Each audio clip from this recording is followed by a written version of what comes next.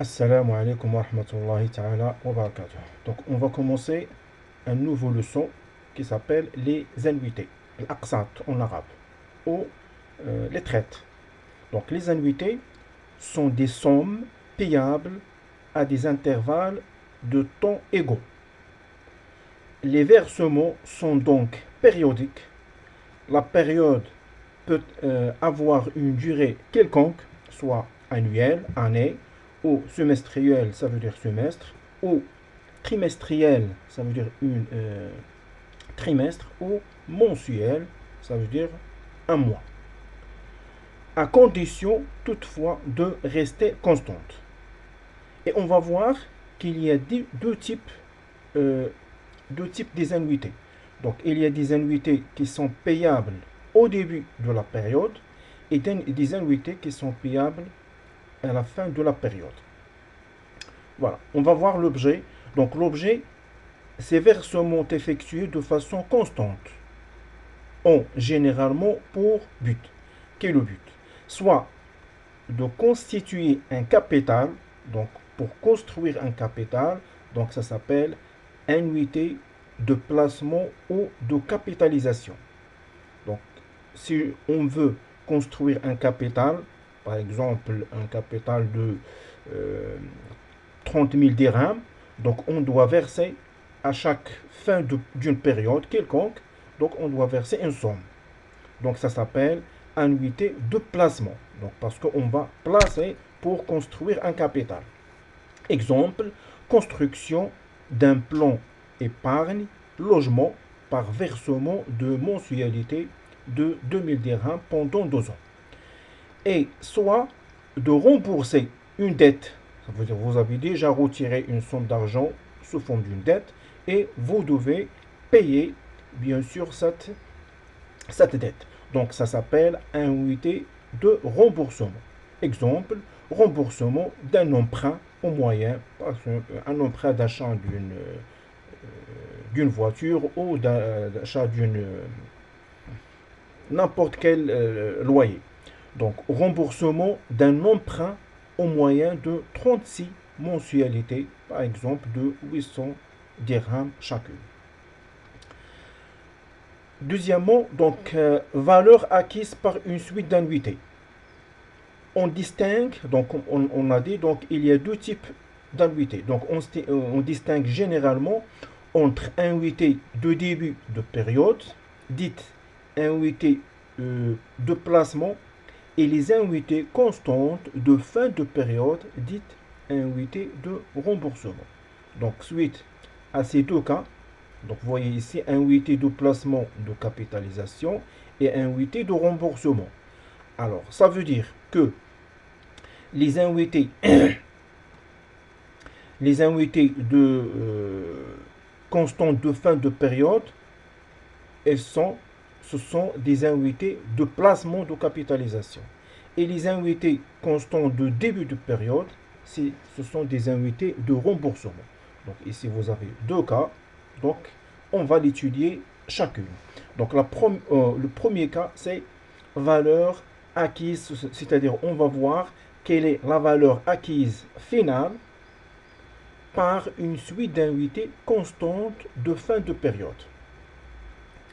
Il s'agit de calculer la valeur acquise définitive, c'est-à-dire de fin de toutes les périodes, par une suite d'annuités constantes immédiatement après le versement de dernier annuité. On va voir un exemple pour bien expliquer ça. Soit n annuités constantes de montant A, donc les annuités, on va les symboliser par petit a, avec intérêt petit i, correspondant à la période de versement. Sa valeur acquise, symbolisée par Vn, par la suite d'annuités à l'époque n, est égale à la somme des valeurs acquises par chacune des annuités. Donc voilà un petit schéma. Donc ici, puisqu'on parle concernant les annuités de fin de période, donc la période commence à partir de 0 et on va payer jusqu'à la fin de la période. Donc on suppose ici ce sont des périodes de mensualité. Donc le début de janvier, par exemple.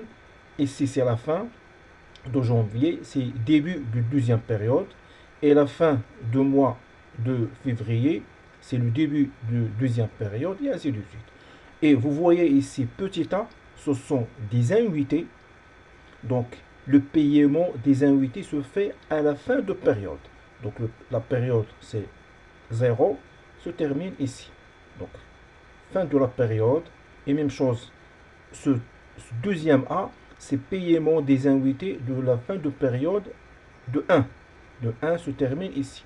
Et même chose, jusqu'à la dernière, vous trouvez ici N, c'est l'annuité N. Donc la formule générale, c'est Vn est égal première annuité.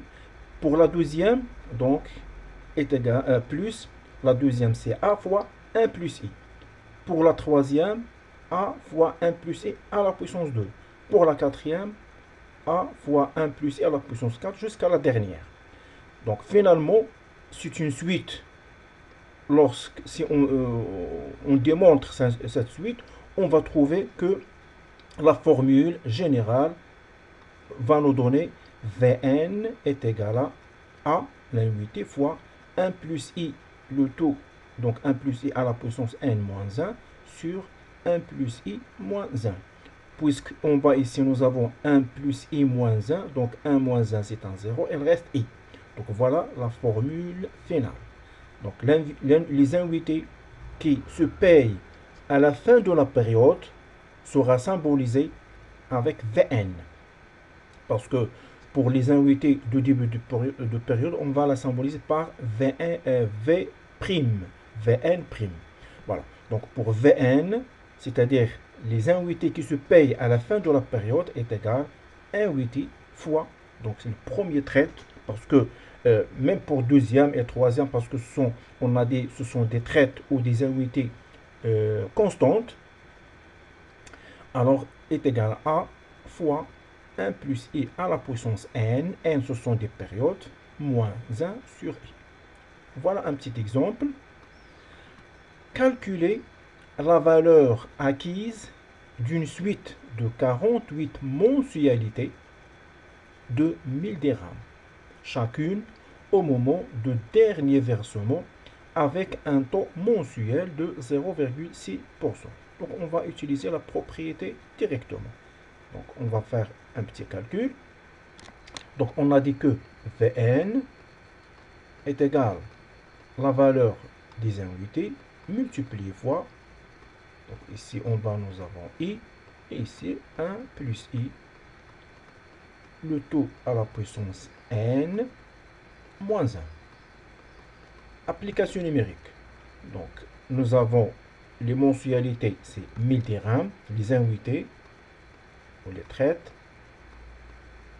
multiplié fois le taux. Donc le taux, nous avons ici 0,6, ça veut dire 0,006. Si on divise 0,6 par 100, vous trouvez 0,006. Donc en gros, nous avons 1 plus 0,006 à la puissance moins 1. Donc la puissance, la période, nous avons 48 mensualités. Et heureusement ici, nous avons un taux mensuel. Si nous avons ici 48 mensualités, mais avec un taux, par exemple, annuel, donc on a déjà vu comment convertir un taux mensuel vers annuel. Et on va voir par la suite, bien sûr, il y a un ensemble des exercices. Donc ici, c'est donc le taux mensuel et 48 mensualités, donc il n'y a pas de problème. Donc on va taper directement 48 ici, c'est-à-dire 1 plus 0,006 à la puissance 48. Voilà, une calculatrice scientifique obligatoire. Alors 1000 multiplié fois, donc 1 plus 0,006, ça veut dire 1,006. Et cette dernière valeur à la puissance 48, moins 1, Donc, j'ai oublié de mettre une parenthèse. Donc, elle va donner une erreur. Donc, c'est 1000. Je répète. Multiplié fois entre parenthèses. Parce que ici, vous avez la parenthèse, c'est 1 plus 0,00 moins 1. Parce que ce 1000 donc, sera multiplié par les deux valeurs, comme ça. Donc, je vais mettre ces deux parenthèses. Mais pour les deux parenthèses ici, donc j'ai déjà fait calculer automatiquement. 1 plus 0,06, c'est 1,006. Voilà, donc 1000 fois entre parenthèses, 1,006. Cette valeur à la puissance 48, moins 1, fermez parenthèse, est égal. Et après, divisé par 0,06. Elle va nous donner 55 435. Voilà, 55 435. Vous voyez ici, même s'il y a une virgule 00, donc voilà, mais vous avez ici 3, donc 3 elle est inférieure à 5, donc 0,00, donc ce n'est pas la peine de taper cette valeur. Donc c'est 55 435.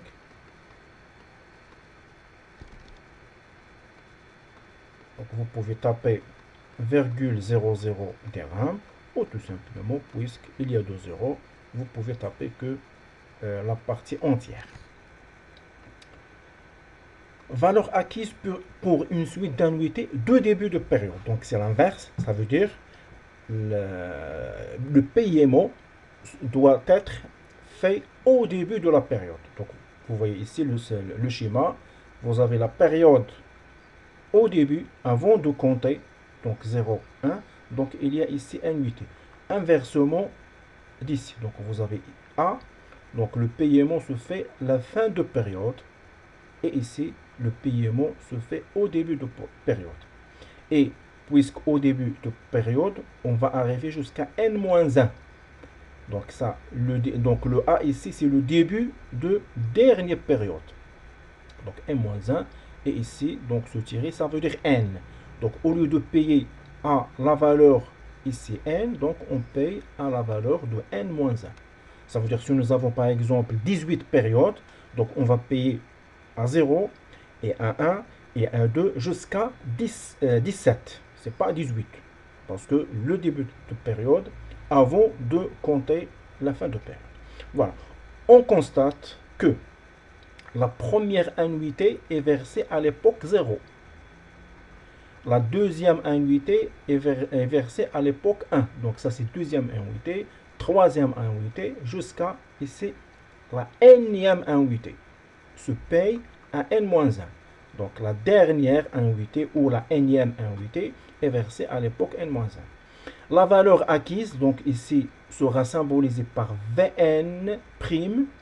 Par la suite, donc la valeur acquise Vn'. Par la suite d'annuité à l'époque N est égale à la somme acquise par chacune des annuités. Donc voilà la formule. Donc Vn' est égal a fois 1 plus i plus a fois 1 plus i à la puissance 2 jusqu'à la dernière. Donc à retenir, donc, il s'agit d'une progression géométrique ou une suite de premiers termes a fois 1 plus i, de raison 1 plus i et de nombre de termes n. Donc à retenir, à partir de la formule de la somme des termes d'une progression géométrique, on obtient Vn est égal cette valeur et voilà son abréviation. Parce que ici, même chose, nous avons ici en bas 1 plus i moins 1, il reste que i. Donc, la différence, c'est que Vn est égal Vn'. Mais pour Vn', nous avons une multiplication, on va ajouter 1 plus i. Donc, pour Vn, donc la voilà, pour Vn. Et pour Vn', à quoi est égal? Presque la même valeur, donc est égal à a, mais en ajoutant ici 1 plus i. Multiplie fois, donc deuxième partie, c'est la même valeur, ça veut dire 1 plus i à la puissance n moins 1. Voilà. Exemple. Donc, on va appliquer tout simplement cette partie ou cette propriété pour constituer un fonds d'épargne. Une personne s'engage à verser à sa banque 6 000 dirhams au début de chaque année. Donc ça, c'est un versement annuel. La première annuité est versée le 1/1/2011, date de la signature de contrat. Donc le début, ça veut dire c'est une annuité qui se paye au début de la période. Ça veut dire on va utiliser cette propriété. Calculer le montant de fonds d'épargne ainsi constitué au 31/12/2015 au taux de 12% long. Donc nous avons le taux annuel et versement annuel, donc il n'y a pas de problème. Mais combien de périodes? Donc la première se paye au début du mois 11 et si vous comptez, combien on va trouver? Donc le début de 2011, le 1/1/2011, le début de 2012, 2013, 2014 et le début 2015. Ça veut dire 5 périodes. Donc ça veut dire n est égal à 5. Voilà. Donc Vn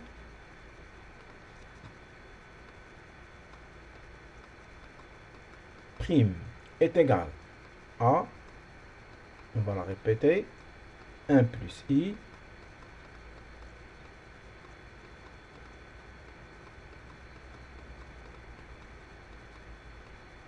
moins 1. Donc, nous avons la période où le taux, c'est 12%, ça veut dire 0,12. Et avant le taux, nous avons la somme à payer mensuelle, c'est 6 000 dirhams. Multiplie fois 0,12. Donc, le taux, c'est 12%, ça veut dire 0,12 plus 1, elle va nous donner 1,12 fois 0,12. Et même chose ici, 0,12 plus 1, ça veut dire 1,12. Cette valeur à la puissance, on a compté 5 périodes, moins 1.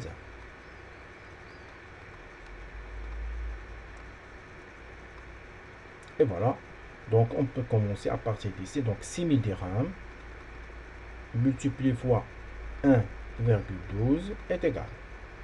Multiplié fois, donc nous avons ici deux valeurs, 1,12 à la puissance 5 moins 1, ça veut dire entre parenthèses, 1,12 à la puissance 5 moins 1, fermez parenthèse, est égal. Et après, divisé par 0,12. Elle va nous donner 42 691.